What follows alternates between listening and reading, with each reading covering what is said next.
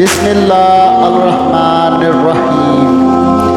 Baghdad کے مشہور شراب خانے کے دروازے پر دستک ہوئی۔ شراب خانے کے مالک نے نشے میں دھت ننگے پاؤں لڑکھڑاتے ہوئے دروازہ کھولا تو اس کے سامنے سادہ لباس میں ایک پروقار شخص کھڑا تھا۔ مالک نے اقطاعی لہجے میں کہا، معذرت چاہتا ہوں، سب ملازم جا چکے ہیں، یہ شراب خانہ بند کرنے کا وقت ہے، آپ کل آئیے گا۔ اس سے پہلے کہ مالک واپس پلٹتا، اجنبی نے اس کے کندھے پر ہاتھ رکھ کر کہا، مجھے بشر بن حارث سے ملنا ہے، اس کے نام بہت اہم پیغام ہے۔ شراب خانے کے مالک نے چونک کر کہا، بولیے، میرا نام ہی بشر بن حارث ہے۔ اجنبی نے بڑی حیرت سے سر سے لے کر پاؤں تک لڑکھڑاتے ہوئے شخص کو دیکھا اور بولا، کیا آپ ہی بشر بن حارث ہیں؟ مالک نے اکتائے ہوئے لہجے میں کہا، کیوں، کوئی شک؟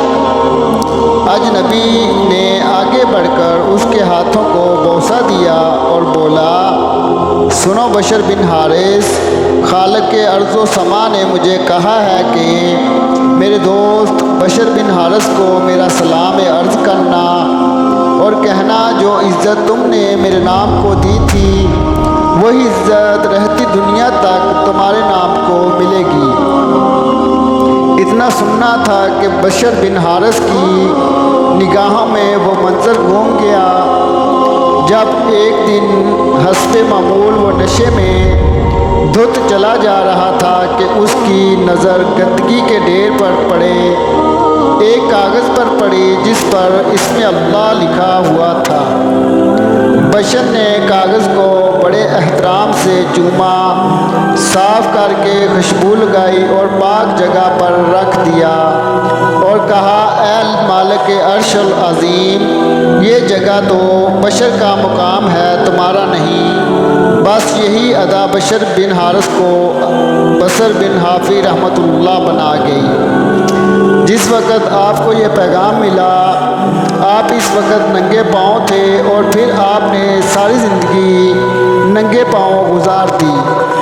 آپ جن گلیوں سے گزرتے تھے، ان گلیوں میں چھپائے بھی گوبر پیشاب نہیں کرتے تھے کہ آپ کے پاؤں گندے نہ ہوں۔ وہی بشر حافی رحمۃ اللہ علیہ جس کے متعلق اپنے وقت کے امام احمد بن حنبل رحمۃ اللہ علیہ فرمایا کرتے تھے، لوگوں، جس اللہ کو احمد بن حنبل رحمۃ اللہ مانتا ہے، بشر حافی رحمۃ اللہ علیہ اسے پہچانتا ہے۔ حوالہ کتاب طبقات صوفیہ، کشف المحجوب۔ برائے مہربانی ہمارے یوٹیوب چینل کو سبسکرائب کریں، کمنٹ میں اپنی رائے کا اظہار ضرور کریں، ویڈیو کو دوستوں تک شیئر کریں۔ Thanks for watching.